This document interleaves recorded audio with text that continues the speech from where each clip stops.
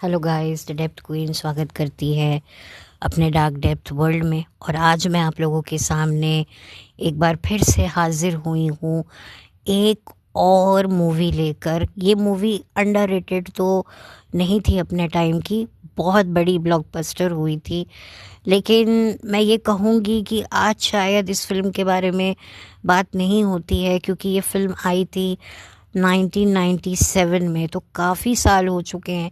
जाहिर सी बात है, ज़माना बदल चुका है। टीवी से मोबाइल, मोबाइल से ओटीटी का जो सफ़र हम लोगों ने तय किया है, तो ये फ़िल्म जो है कहीं ना कहीं पीछे रह गई है, लोगों के जहन से भले ही धुंधली पड़ गई है। लेकिन मुझे इतना पता है कि इस फिल्म को कोई भूला नहीं है, ख़ास तौर पे वो लोग जो उस दौर के हैं, जो 90s एरा से ताल्लुक़ रखते हैं। वो तो इस फिल्म को बहुत अच्छे से, उनको इस फिल्म के बारे में पता होगा कि ये वन ऑफ द मोस्ट, आप कह सकते हैं बेस्ट थ्रिलर फिल्म थी जो आई थी। और इस फिल्म में थे बॉबी देओल, मनीषा कोइराला और काजोल। एक तरीके से इस मूवी की जो सबसे बड़ी स्ट्रेंथ थी वो थी इसकी कहानी, इसका स्क्रीन प्ले। एंड तक आपको पता नहीं लगता है कि किसने खून किया है, और जब खूनी सामने आता है तो एक अनएक्सपेक्टेड चेहरा तो होता ही है, साथ ही साथ में एक अनएक्सपेक्टेड जेंडर होता है। जी हाँ, क्योंकि जाहिर सी बात है कि पहले के ज़माने में हीरोइंस को विलन दिखाना, ये तो कोई सोच ही नहीं सकता है। बहुत कम ऐसा कैरेक्टर्स लिखे जाते थे जहाँ पर फिल्म के हीरो को आप विलन दिखा रहे हो। अगर मैं बात करूँ बाजीगर मूवी की, तो पहले से ही पहले अगर आप उस फिल्म को गौर से देखेंगे तो भले ही उस फिल्म में शाहरुख खान को एक विलन दिखाया, लेकिन फिल्म ख़त्म होते होते जो है विलन जो है वो हीरो बन जाता है, क्योंकि उसने जो भी किया वो बदला लेने के लिए किया। तो बड़ा डिफ़िकल्ट होता था पहले के टाइम में एक हीरो को विलन दिखाना, और यहाँ पर तो एक फिल्म की अभिनेत्री को विलन दिखाना। और उस ज़माने में 90s के एरा में जो एक्ट्रेसेस होती थी उनको अच्छे रोल भी नहीं मिलते थे, वो एक साइड किक बन के रहती थी और बस हीरो के साथ गाने गाती थी, रोमांस करती थी। या अगर कोई फीमेल सेंट्रिक मूवी बनती भी थी तो भी उसमें एक बहू होती थी जिस पर जो है ससुराल वाले अत्याचार कर रहे होते थे और वो गुहार लगाती थी, या फिर अपनी सहेली के साथ हुए हुए गलत काम में जो है वो जस्टिस के लिए लड़ती थी कि जज साहब उर्मी को न्याय दे दीजिए जज साहब। इस तरह के डायलॉग बोलती हुई दिखाई देती थी। आंचल में दूध और आंखों में पानी, हे औरत हमेशा रहेगी तेरी यही कहानी। इस टाइप के दुखियारे रोल जो थी औरतें करती थी, यानी कि एक्ट्रेसेस करती थी। लेकिन इस तरह का किरदार किसी ने भी नहीं सोचा था कि, और इस तरह का सस्पेंस भी कोई नहीं सोच सकता था कि चलो, अगर मैं ये यही समझती हूँ कि अगर इस फिल्म की जो सबसे बड़ी यूएसपी थी वो था जो डायरेक्टर और राइटर ने जो ये बहुत बड़ा रिस्क लिया था, ये रिस्क बहुत कामयाब हुआ था। वो चाहते तो ठीक है, कोई अनएक्सपेक्टेड चेहरे को भले ही मर्डर बता देते, और वो लड़का भी हो सकता है, लेकिन अनएक्सपेक्टेड चेहरे से ज़्यादा कि एक लड़की ने मर्डर किया है, एक लड़की साइको निकली, और वो लड़की जो बहुत ही इनोसेंट लग रही थी फिल्म में, जो थी काजोल, जो बनी थी बॉबी देओल की लव इंटरेस्ट। तो आप देखिए कि कितना अनएक्सपेक्टेड क्लाइमेक्स था। और यही एक थ्रिलर फिल्म की निशानी होती है, एक बेस्ट थ्रिलर फिल्म की निशानी होती है, जहाँ पर आपको पता ही ना चले, आप ढूंढते रह जाए, और जो बंदा सामने निकल कर आए अंत में उसे देखकर आप बहुत चक्के रह जाएं। और यही आई थिंक हम सब के साथ हुआ था जब हमने ये फिल्म देखी थी, और काजोल को देखकर तो हम लोग डर ही गए थे, क्योंकि एक हीरोइन से इस तरह की हरकत उम्मीद नहीं थी। वो बात अलग है कि आज की तारीख में तो हीरोइंस विलन टाइप के नेगेटिव रोल करती हैं, या टीवी सीरियल में हमने वैम्प वगैरह देखी ही है, लेकिन उस वक्त इतना चलन नहीं था। एक्ट्रेस को हम एक दामिनी के रूप में देख सकते थे, एक बहू के रूप में देख सकते थे, बट ऐसा साइको लवर के तौर पर हमने पहली बार इसी मूवी में देखा था। और इसी वजह से ये फिल्म इतनी कामयाब हुई, और काजोल पहली ऐसी महिला थी जिन्होंने विलन कैटेगरी के लिए अवार्ड जीता था फिल्म फेयर। उसके बाद प्रियंका चोपड़ा ने जीता था फिल्म ऐतराज़ के लिए। वो बात अलग है कि आज की तारीख में विलन की कैटेगरी ही बंद हो गई है, क्योंकि अब बॉलीवुड में विलन्स है नहीं। लेकिन उस वक्त, उस दौर के ज़माने में, जहाँ पर अमरीश पुरी साहब और पता नहीं कितने विलन्स हुआ करते थे, लेकिन आज तो खैर अकाल ही पड़ चुका है। लेकिन उस वक्त, उस कंपटीशन में, उस विलन की कैटेगरी में एक महिला का होना, ये अपने आप में एक बहुत बड़ी बात थी। और मैं कहूँगी कि काजोल एक बेस्ट नेपो प्रोडक्ट रही हैं 90s के एरा की। और उस वक्त तो खैर नेपोटिज्म नाम का कोई मतलब ही हमें पता नहीं होता था, ऐसा कुछ हमें समझ में नहीं होता था। हम लोग यही देखते थे कि हाँ भाई, ये फलाने का घर का बंदा है तो भाई यही आएगा, क्योंकि इनके घर का माहौल होता है, तो भाई इनके लिए फिल्म में आना तो बहुत ही ज़्यादा कोई बहुत बड़ी बात नहीं है। इतने दिमाग हम लोगों के चलते ही नहीं हैं। वो तो सन 2020 से एक मुहिम चली, और आज तक नेपोटिज्म का जो झंडा है वो बॉलीवुड में लगा हुआ है। और कहीं ना कहीं बॉलीवुड को डुबाने में नेपोटिज्म भी एक तरीके से निमित्त बना हुआ है। तो खैर, ये तो बात हो गई काजोल की। अब मैं बात करूँगी मनीषा कोइराला की। देखिए, मनीषा कोइराला एक बहुत ही बेहतरीन एक्ट्रेस हैं। अपने ज़माने की भी वो बहुत अच्छी एक्ट्रेस रही हैं। उन्होंने बहुत अच्छी परफॉर्मेंसेस दी हैं। उनकी सबसे अच्छी परफॉर्मेंस मुझे लगी थी खामोशी पिक्चर, जो संजय लीला बंसाली की आई थी 1996 में, जिसमें नाना पाटेकर होते हैं। मतलब उसके माता पिता दोनों बोल सुन नहीं सकते। तो बहुत ही अच्छी एक्टिंग करी थी मनीषा कोइराला ने। फिर उनकी बॉम्बे फिल्म आई, बहुत बड़ी हिट गई थी, जिसके गाने बड़े सुपर डुपर हिट गए थे। और ख़ास तौर पे वो गाना कुची कुची रकमा, हम लोग छोटे थे, ये गाने गाया करते थे, तो हमारे घर के जो बुज़ुर्ग थे वो ऐसे मुंह चढ़ा लेते थे जैसे आज हम सोशल मीडिया पे क्रिंज कंटेंट देखकर मुंह चढ़ा लेते हैं ना कि ये क्या देख लिया। अब उस वक्त क्रिंज शब्द तो था ही नहीं। तो आज हमें समझ में आता है कि क्यों हमारे घर के बड़े बुजुर्ग ऐसे करते थे, ऐसे मुंह बनाते थे। शायद वो भी जो थे अनकंफर्टेबल होते थे, या उनको समझ नहीं आता था। बट खैर, वो वक्त, क्योंकि हम लोग इतने मासूम थे, इतने यंग थे, हमें पता ही नहीं होता था कि भाई ऐसी चीज़ें हमें नहीं करनी है या नहीं गाने गाने, कि गानों की भी एक कैटेगरी होती है, कौन से गाने अकेले में गाने हैं, कौन से गाने सबके सामने गाने, वो हमें नहीं पता होता था। खैर, अब तो खैर कोई कैटेगरी भी नहीं रही है, सब एक बराबर ही है। अच्छे गाने अब बनते नहीं हैं और सब एक जैसे ही हैं, तो वो एक अलग बात है। और अगर मैं बात करूं इस फिल्म की म्यूज़िक का, तो इस फिल्म का म्यूज़िक ज़बरदस्त था। वीजू शाह, जो कि गुज़रे ज़माने की जो जोड़ी थी कल्याण जी आनंद जी, उनके जो साथी थे कल्याण जी, उनके बेटे हैं। बहुत ही ज़बरदस्त गाने उन्होंने कंपोज़ किए थे, जो आज भी जो हैं काफ़ी पसंद किए जाते हैं। ख़ास तौर पे जो टाइटल ट्रैक था, वो जो उसका आई आई आई आई या करके जो आता था, गूज बम्स आ जाते थे कि भाई वाकई, मतलब जो होता है ना कि गुप्त, कि भाई क्या है, कौन है, किसने मारा, कौन था, किसने किया। तो बहुत ही अच्छा कंपोज किया हुआ ये गाना था टाइटल। और मनीषा कोइराला के बारे में एक बात मैं और कहूँगी कि इस फिल्म में मनीषा को लेना काफ़ी वेस्ट मुझे लगा, क्योंकि मनीषा कोइराला का कोई इस फिल्म में कोई ख़ास रोल नहीं था। अगर उनकी जगह पर कोई न्यू कमर कोई लड़की होती तो वो भी ये रोल कर देती, क्योंकि चाहे बॉबी देओल हो, चाहे मनीषा कोइराला हो, सबकी लाइमलाइट खींच ली थी काजोल की एंडिंग ने। जब काजोल की एंडिंग सामने आई, तब जो है सारी लाइमलाइट जो है वो बॉबी देओल और मनीषा के हाथ से छिन गई, क्योंकि ज़बरदस्त रोल था।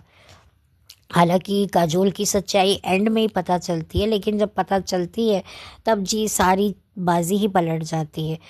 और पिक्चर में भी कोई मनीषा कोइराला का कोई बहुत इम्पैक्टफुल रोल भी नहीं था। अगर मैं बात करूँ बॉबी की, तो बॉबी को जो निभाने को दिया जा रहा था बॉबी उसे ठीक ठीक निभा रहे थे, क्योंकि बॉबी देओल को भी साल ही हुआ था बॉलीवुड में अपना डेब्यू किए हुए। 1996 में वो लॉन्च हुए थे और 97 में उनकी ये फिल्म आई थी।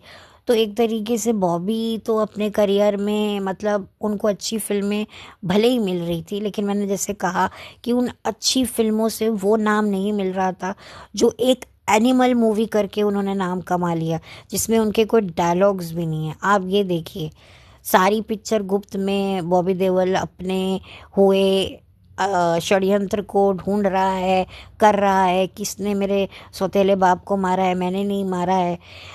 बट आप ये देखिए कि पूरी पिक्चर उसने ढूंढने में लगा दी, कातिल को पकड़ने में, भागने में, लेकिन लाइमलाइट किसको मिली? काजोल को। तो ये होता है। तो ये बहुत बड़ी बात थी। और इस फिल्म में प्रिया तेंदुलकर जी भी थी, जो इसमें बॉबी देओल की मदर का रोल करती है। बॉबी देओल के साथ में उन्होंने ये फ़िल्म की थी। और प्रिया तेंदुलकर जी टेलीविज़न की और फिल्मों में उन्होंने काफ़ी अच्छा काम किया है। ख़ास तौर पे टेलीविज़न में तो उन्हें रजनी के नाम से लोग आज भी याद करते हैं, और उन्होंने बहुत ही एक यादगार किरदार जो है हमारे दिलों में बसा दिया था, जो आज भी हम उसे याद करते हैं। और कहते ना, रजनी जैसी कोई नहीं। एक सीरियल आता था जस्सी जैसी कोई नहीं, लेकिन मैं कहूँगी कि रजनी जैसी कोई नहीं। तो उसमें प्रिया तेंदुलकर जी थी, और उसमें शायद एक चाइल्ड आर्टिस्ट भी थे, जो शायद मुझे लगता है, मुझे याद नहीं है, शायद वो एक सीरियल बहुत पॉपुलर हुआ था 90s के दशक में, जस्ट मोहब्बत करके। उसके वो जय तो नहीं थे, मुझे ऐसा लगा। मैंने, अगर मैं गलत हूँ तो मुझे बताइएगा, मैं कंफर्म कर दूँगी अगर नहीं होगा तो। वैसे तो मुझे लगता है ये वही था, क्योंकि जस्ट मोहब्बत भी बहुत ज़्यादा उस टाइम पर टॉक अबाउट शो था। हालांकि वो अडल्ट शो था, हमको अलाउ नहीं किया जाता था हमारे पेरेंट्स कि भाई तुम ये शो देखो, लेकिन फिर भी हमारा बड़ा मन करता था। खैर वो टाइम ही ऐसा था, पेरेंट्स के हाथ में रिमोट होता था, लेकिन आज हमारे खुद के हाथ में मोबाइल है, तो फिर अब हम क्या किसी की सुनेंगे और क्या किससे परमिशन लेंगे। तो खैर, ये जो पूरी फिल्म थी, इसने जो है लोगों के वो देखने का नज़रिया ही बदल दिया। और काजोल को जब लोगों ने देखा तो तहे दिल से पसंद किया, उसे अप्रिशिएट किया, और बहुत ज़्यादा उसके काम को सराहा। और यही वजह है कि आज भी इतने साल हो गए हैं, लेकिन अगर मुझसे आप पूछे कि काजोल के कुछ बेस्ट परफॉर्मेंसेस के बारे में अगर मैं बात करूं, तो ये फ़िल्म उनमें से एक है। और आनंद बख्शी साहब ने इस फिल्म के गाने लिखे थे, और इसके सारे गाने सुपर डुपर हिट थे। बैकग्राउंड म्यूज़िक भी बहुत अच्छा था, और इस फिल्म को काफ़ी ज़्यादा लोगों ने अप्रिशिएट किया था। ये एक तरीके से ब्लॉकबस्टर रही थी। और ये फ़िल्म यूट्यूब पर इजीली अवेलेबल है, if I am not wrong. आप लोग इसे देख सकते हैं, और फैमिली के साथ भी देख सकते हैं, ऐसी कोई इशू नहीं है। क्योंकि भाई ऐसा तो कुछ नहीं है जैसा हम अब देखते हैं, ऐसी तो कोई हिमाकत इस फिल्म में नहीं है। तो आप देख सकते हैं, अगर आप मेरी तरह एक सस्पेंस लवर बंदे हैं, बंदी हैं, जो भी हैं, तो आप देखना चाहते हैं तो इस फिल्म को ज़रूर देखिएगा। और मैं ज़्यादा इस फिल्म की कहानी अब आपको क्या बताऊं, आप लोग खुद ही देखिएगा, या अगर आपने ये फ़िल्म देख ली होगी तो मुझसे अपनी राय ज़रूर कमेंट सेक्शन में शेयर कीजिएगा, क्योंकि इस फिल्म का बहुत क्रेज़ था। और उस टाइम पर बॉबी देओल भी नए नए थे, तो उनका भी थोड़ा क्रेज़ तो था। वो बात अलग है कि फिर धीरे धीरे धीरे धीरे बॉबी देओल गायब हो गए, फिर ऐसे आए, उन्होंने अपनी ऐसी वापसी करी कि अब वो जो हैं इतने ज़्यादा लॉर्ड बॉबी के नाम से फेमस हो गए। उससे पहले उनकी आश्रम की कुछ सीरीज़ भी आई थी, उससे भी उनको काफ़ी अप्रिसिएशन मिला। लेकिन एनिमल मूवी के बाद तो उनकी ज़िंदगी एकदम पलट ही गई है। तो काफ़ी मैं कह सकती हूँ कि भाई, जब जिसका अच्छा टाइम आए।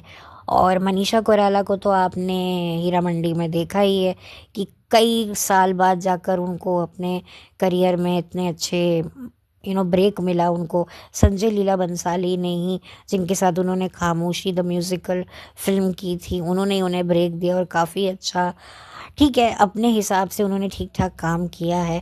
मैंने हीरा मंडी ज़्यादा देखी नहीं है, मैंने एक ही एपिसोड बड़ी मुश्किल से देखा, लेकिन जब देखा तो कानों को हाथ लगा दिया कि मुझे अब ये नहीं देखना है। तो खैर वो एक अलग बात है। और काजोल तो अब ज़्यादा फिल्में करती नहीं है, ओटीटी पर भी थोड़ा बहुत काम करती हैं, गिनी चुनी फिल्में करती हैं, तो ठीक है, काजोल भी अपना ठीक ठाक काम कर ही रही हैं।